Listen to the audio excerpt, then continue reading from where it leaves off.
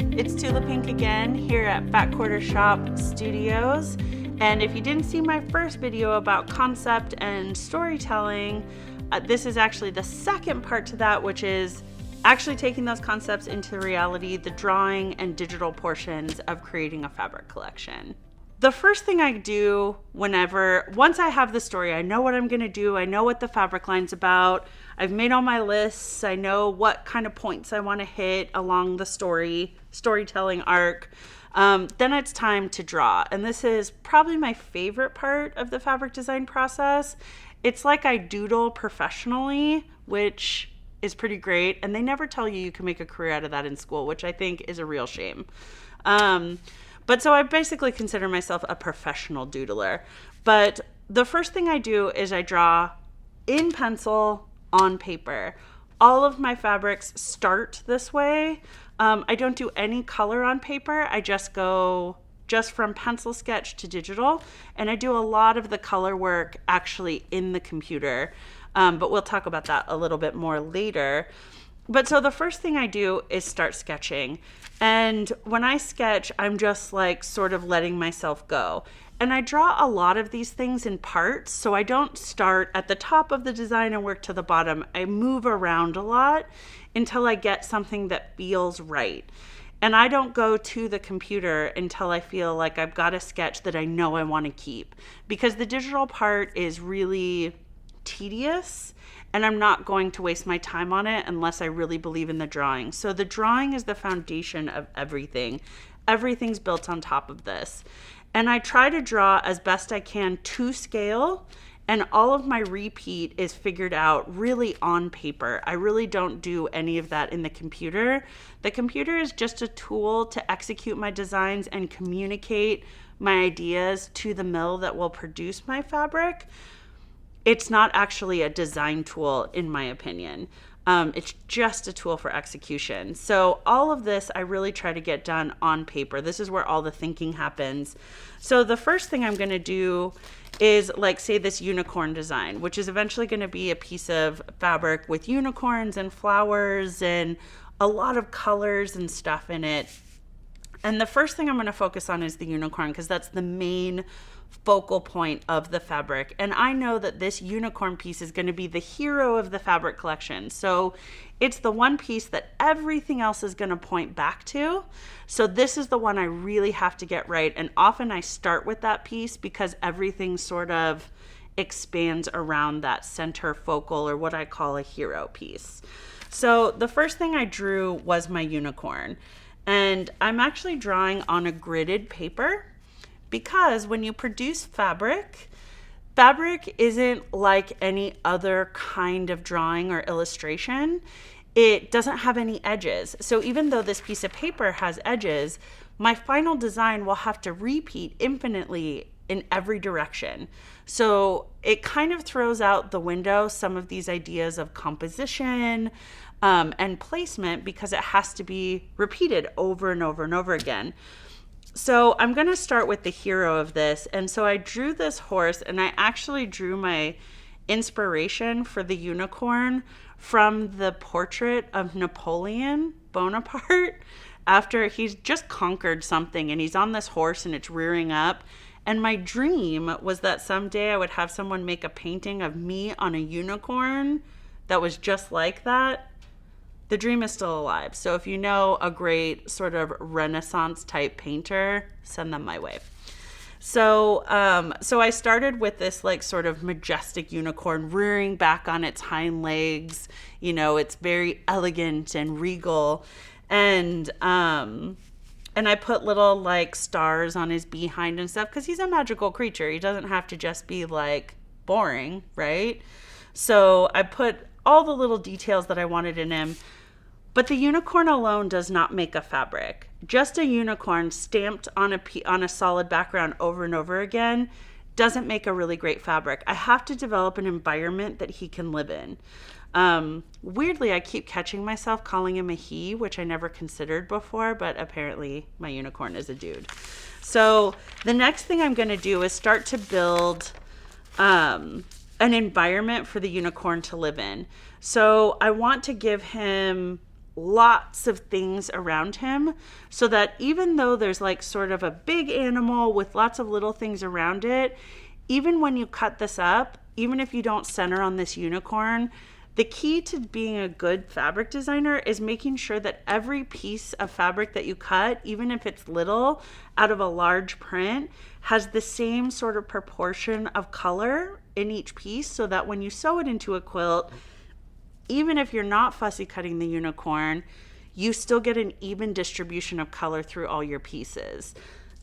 So I needed to give him enough space that someone could cut him apart, but make that space interesting enough that as a fabric on its own, it's still worth using.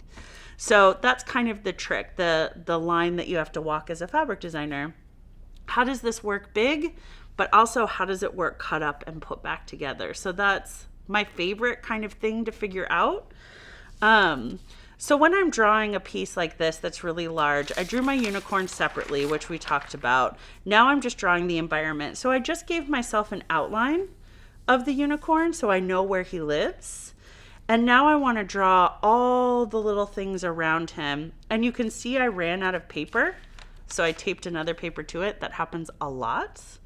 But the reason I draw on grid paper is because it tells me, so it's a 1-inch grid with lots of little grids inside of it, but it tells me how far my repeat is going, so I know that it'll fit in the screen that's going to eventually print the fabric. So screens are generally about 25 inches wide. So I know that everything I draw has to fit evenly divisible into 25 if I'm using a 25-inch screen. Now there are different screen sizes, but for our purposes, we'll say 25. So I drew this to be 12.5 inches wide because that is exactly half of 25. So I know that it'll repeat perfectly in a 25-inch screen. So there is like a shocking amount of math involved in designing fabric.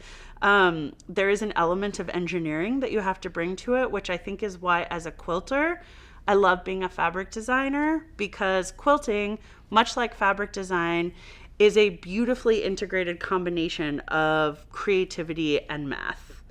And so fabric design is very akin to quilting in the way you think about it. There's a math part of it and a creative part of it. And so once I have most of this sketch done, I'll scan this into my computer and just see where I'm at with it. So in this case, I scanned a portion of this drawing in and saw that there was in order to get these unicorns far enough apart that I could fussy cut them, or somebody could cut each individual one out and build a quilt around it, I needed a significant amount of space between them. I needed seam allowance and space between each unicorn so that when you cut one unicorn, you didn't have to cut into the next one to get it. That's the goal. It doesn't always totally work out that way, but that's what we try for. And so here on my screen, you can see I've scanned in a partial composite of the unicorn. And all these little circles that I have on my screen are where I can evenly distribute flowers so that it makes a nice overall design. So I don't want any gaps or anything in there. So the little circles are sort of these little bud flowers, and the big circles are these bigger. I don't ever draw real actual flowers. They're always made up flowers. I am not a very good gardener, so I avoid having to know anything by gardening by making up flowers. So that's what these are. They're all these little weird seed pod flowers. I don't know what they are, but they're pretty. So I have the big flowers are the big circles here, and the little buds here are the little circles. So now I've kind of mapped out where they're going to go, so I can go back to this drawing and say there's going to be a little bud here, a bigger flower here, and I can space out that print and give me everything I need. Once this drawing is complete, I've essentially made like a puzzle piece, like a tessellation. I don't know if you remember in school, You used to do that, well, at least I did, that MC Escher tessellation week in math class, where you take a square and cut a part out of this side and add it to this side, cut a part out of the top and add it to the bottom, and then it all fits together like a puzzle piece. That's essentially what I'm doing here. So in this drawing, I drew out this way, and I took this line and traced it over here, and then drew up to it. I took this line here, all this foliage I had drawn here, and traced the outline of it down here, and then drew up to that. So I know that when I scan this back into my computer, it's all gonna fit. This is gonna move and fit right into this space, just like a puzzle piece.